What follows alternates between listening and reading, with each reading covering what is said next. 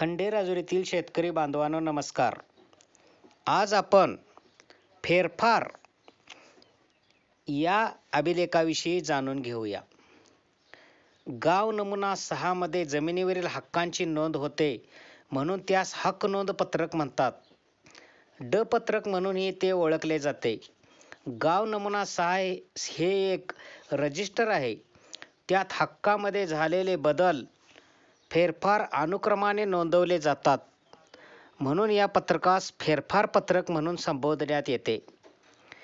जमिनीच्या मालकी हक्कामध्ये मुख्यतः 4 प्रकारे बदल होतात. 1. वारसा हक्काने.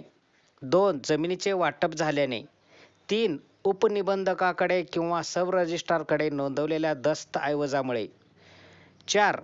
शासनाच्या आदेशाने आणि दिवाणी न्यायालय किंवा महसुली अधिकाऱ्याने दिलेल्या आदेशामुळे जमिनीच्या हक्कामध्ये बदल होऊ शकतात. या सर्व बदलांना फेरफार म्हणतात. जमिनीच्या हक्कामध्ये होणारे फेरफार ही सतत चालणारी प्रक्रिया आहे. असा होणारा प्रत्येक बदल हा फेरफार रजिस्टरमध्ये आधी नोंदवला जातो. प्रत्येक बदलाला अनुक्रमांक दिला जातो. असा कायदा आहे. फेरफार पत्रकाची 2 प्रमुख कार्ये आहेत. 1. गावी असलेल्या सर्व जमिनीवरील सर्व लोकांच्या वेगवेगळ्या हक्कांची नोंद करणे. 2. एकदा सुरुवातीला नोंदवलेल्या हक्कामध्ये जसजसा बदल होईल तो नोंदवून हक्क नोंद अद्ययावत ठेवणे.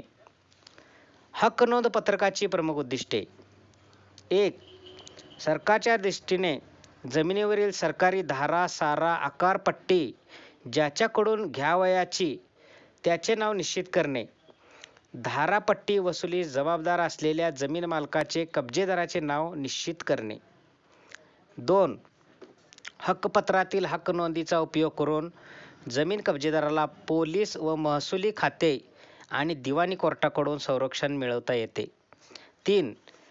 त्यामुळे जमिनीच्या बाबतीत होणाऱ्या महसुली दिवाणी दाव्यांची संख्या कमी ठेवता येते. जमिनीबाबतच्या महसुली, दिवाणी आणि फौजदारी दाव्यांचा खर्च कमी होतो.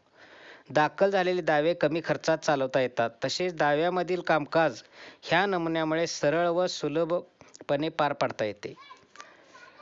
हक्काबाबत जसजसा बदल होत जाईल तशी त्याची नोंद तलाठी यांनी करायची आहे. ही नोंद तारीखवार अनुक्रमाने करायची आहे. तेव्हा हक्कपत्रकाला हक्काबद्दल नोंदणीची दैनंदिनी म्हणण्यात येते. हक्कबदलाचे काम अखंडपणे चालू राहते. हक्कबदलाची प्रमुख कारणे. कब्जेदार मयत झाल्यावर त्याच्या वारसांची होणारी नोंद. 2. एकत्र राहणारे भाऊ विभक्त राहू लागले की करावी लागणारी जमीन विभागणी. जमिनीची विक्री, कब्जा, गहाण, बक्षीसपत्र, भाडेपट्टा वगैरे.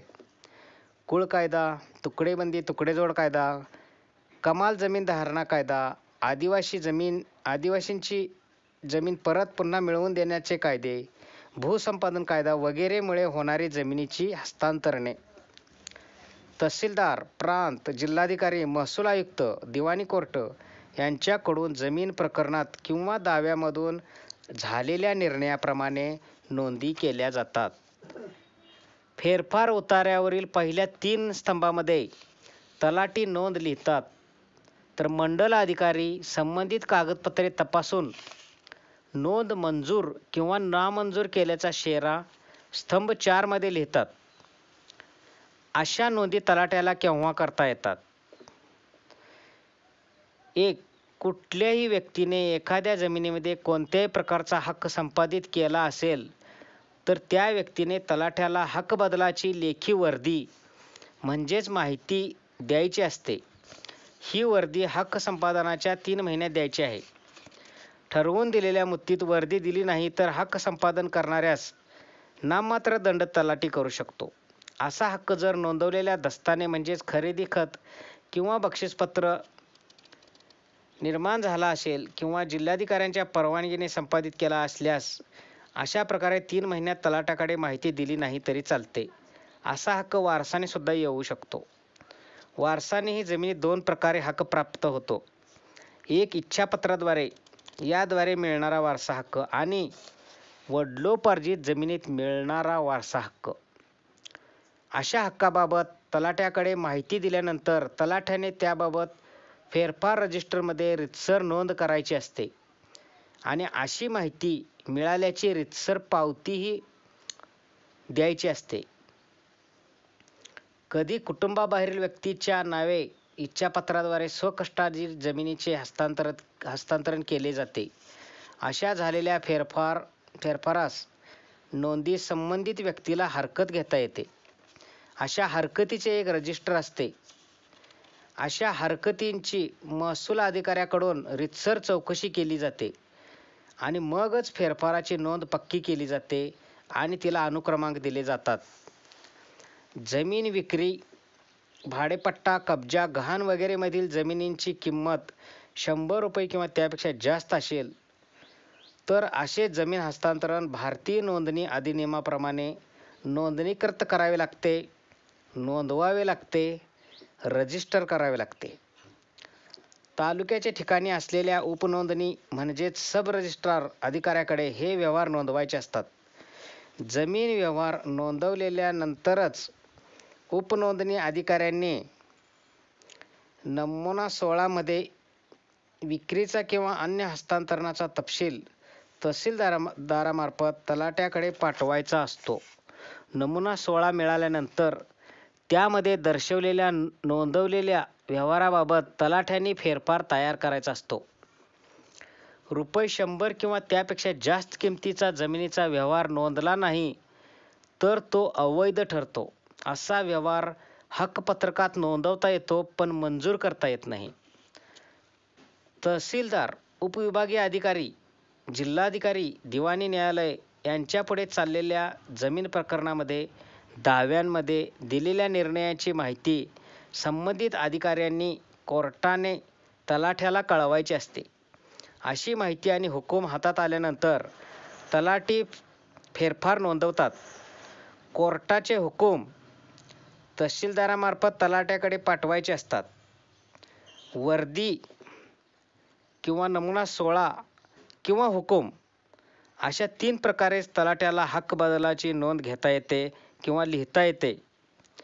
तलाठ्याला स्वतःहून कोणत्याही प्रकारचा फेरफार करता येत नाही, लिहिता येत नाही. फेरफार कसा करायचा असतो? वर्दी, नमुना 16 किंवा हुकूम मिळाल्यानंतर तलाठ्याने गाव नमुना 6 म्हणजे फेरफार पत्रकातल्या पहिल्या 3 स्तंभामध्ये फेरफार नोंदवायचा आहे. ही नोंद मोजक्या शब्दात करायची असते. खाडाखोड करायची नसते.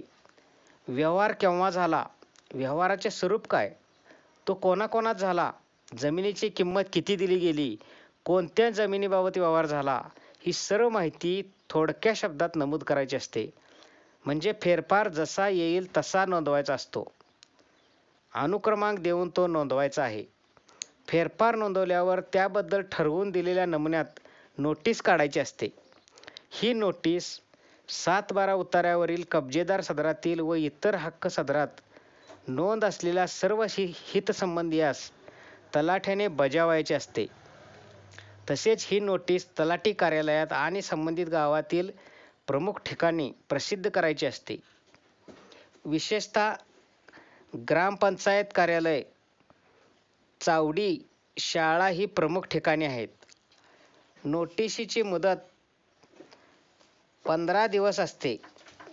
या मुदतीत म्हणजे 15 दिवसात फेरफार मान्य नसेल तर हितसंबंधियांना हरकत घेता येते. आपली हरकत लेखी द्यावी लागते. तलाठ्याने हरकत लेखी नोंदवावी. हरकतीची कारणे थोडक्यात नमूद करावीत. फेरफारास हरकत कोणीही घेतली नाही तर तहसीलदार, अव्वल कारकून किंवा मंडल निरीक्षक जेव्हा गावी येतील तेव्हा त्यांनी ते फेरफार तपासून त्यांच्या कायदेशीरपणाबाबत, अचूकतेबाबत खात्री करायची असते. त्यानंतरच फेरफारात निर्णय घ्यायचा असतो. म्हणजे फेरफार मंजूर करायचा असतो किंवा नामंजूर करायचा असतो.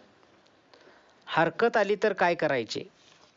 नोटीस मुदतीत म्हणजे नोटीस बजावणीनंतरच्या 15 दिवसात हरकत आली, हरकत असल्याचे लेखी कळवण्यात आले तर तलाठ्याने ही हरकत गाव नमुना 6 अ हरकत नोंदवहीमध्ये नोंदवायची आहे.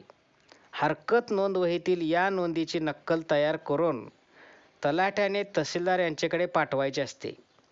तहसीलदारांनी स्वतः किंवा दुसऱ्या सक्षम अधिकाऱ्यांनी या प्रकरणी चौकशी करून निर्णय घ्यायचा असतो.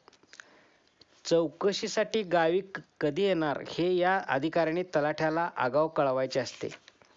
तलाठ्यांनी सर्व संबंधितांना चौकशीच्या वेळी हजर राहण्याबद्दल कळवायचे असते.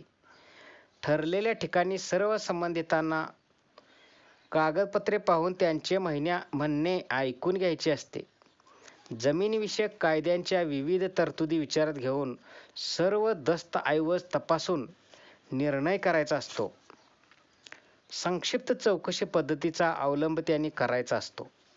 दिलेला निर्णय तंटा रजिस्टरमध्ये नोंदवायचा असतो, तो जाहीर करायचा असतो. एवढेच नव्हे तर संबंधितांना लेखी कळवायचा असतो.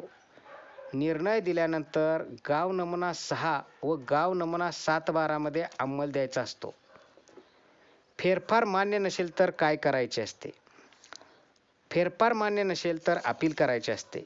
कोणत्याही फेरफारामधील किंवा हरकतीमध्ये दिलेला निर्णय मान्य नसेल तर निर्णय कळाला त्या तारखेपासून 60 दिवसात अपील अर्ज दाखल करायचा असतो.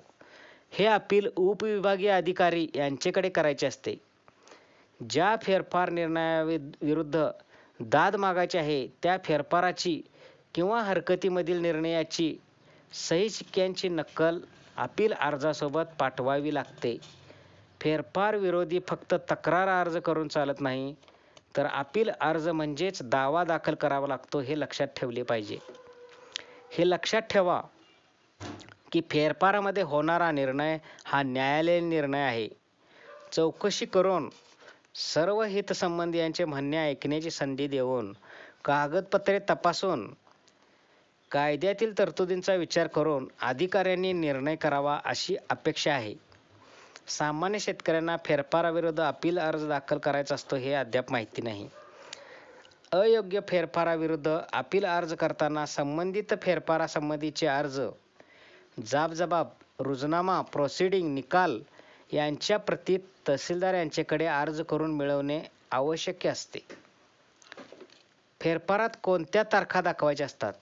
कोणत्याही फेरफाराची निर्दोषता तपासून पाहण्यासाठी त्यात दाखवायच्या तारखा उपयुक्त ठरतात. फेरफारात 8 बाबी नमूद केल्या पाहिजेत. याविषयीची माहिती खालीलप्रमाणे: 1. फेरफार केल्याची तारीख. 2. वर्दी नमुना 16 हुकूम मिळाल्याची तारीख. 3. व्यवहाराची किंवा हुकुमाची तारीख. 4. खाते क्रमांक. 5. गावातील प्रमुख ठिकाणी नोटीस प्रसिद्ध केल्याची तारीख. 6. संबंधितास नोटीस दिल्याची तारीख. 7. नोंदी प्रमाणित करावयाच्या दिनांकाची सूचना दिली तो दिनांक. आणि 8. नोंद प्रमाणित केल्याचा दिनांक. फेरफाराची 7-12 मध्ये नोंद कशी नोंद करायची असते? फेरफाराची 7-12 मध्ये नोंद कशी करायची असते? फेरफार केल्याबरोबर म्हणजे प्रथम लिहिल्याबरोबर त्याची नोंद संबंधित जमिनीच्या 7-12 मध्ये पेन्सिलने केलेली असते. 7-12 मधील नोंद शाईने केव्हा करायची? जेव्हा फेरफार मंजूर होईल तेव्हा त्यातील नोंद शाईने करायची असते. फेरफार मंजूर होईपर्यंतच्या कालावधीत 7-12 वरील नोंद पेन्सिलची राहून जाते. फेरफार नामंजूर झाल्यास पेन्सिलीची नोंद रबराने खोडून न टाकता त्या नोंदीवर शाईने आडवी रेघ तलाट्याने मारायची असते. म्हणजेच नंतर केव्हाही नामंजूर केलेली नोंद काय होती हे वाचता आले पाहिजे. फेरफार हा महत्त्वाचा दस्तऐवज आहे. ज्या शेतकऱ्यांच्या मालकी हक्कावर, कुळ हक्कावर फेरफाराने अन्याय झाला असेल त्यांनी उपविभागीय अधिकारी यांच्याकडे वरील सर्व सूचना लक्षात घेऊन अपील अर्ज दाखल करावेत. नियमानुसार आपल्याला अपील दाखल करायला 60 दिवस आहेत. बऱ्याचदा असे होते की एखादी फेरफार नोंद आपल्याला कळतेच फार उशिरा. त्यामुळे 60 दिवसात अपील दाखल करणं तसं व्यावहारिकदृष्ट्या अशक्य होऊन बसतं. मात्र आपल्याकडे जर सबळ कारण असेल तर आपण आपलं अपील विलंब माफीच्या अर्जासह उपविभागीय अधिकारी म्हणजे प्रांत यांच्या न्यायालयात दाखल करू शकतो. धन्यवाद.